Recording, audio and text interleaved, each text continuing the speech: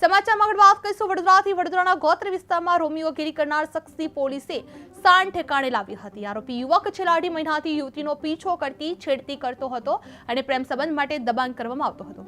યુવતી ઇનકાર કરતી હોવાથી પરિવારને ખતમ કરવાની ધમકી પણ આપતો હતો। જે બાદમાં યુવતી પોતાની સગર્ભા બહેન સાથે બહાર નીકળતા આરોપીએ ફરી છેડતી કરી હતી અને વિરોધ કરતા સગર્ભા બહેનના પેટમાં લાત મારી હતી। જે પીડિતાએ લક્ષ્મીપુરા પોલીસ સ્ટેશનમાં ફરિયાદ નોંધવામાં આવી છે।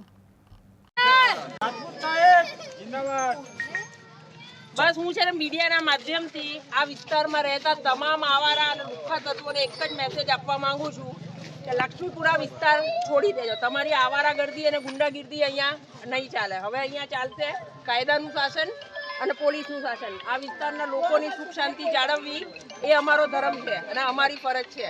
અમે અમારી ફરજ પ્રત્યે કટિબદ્ધ છીએ।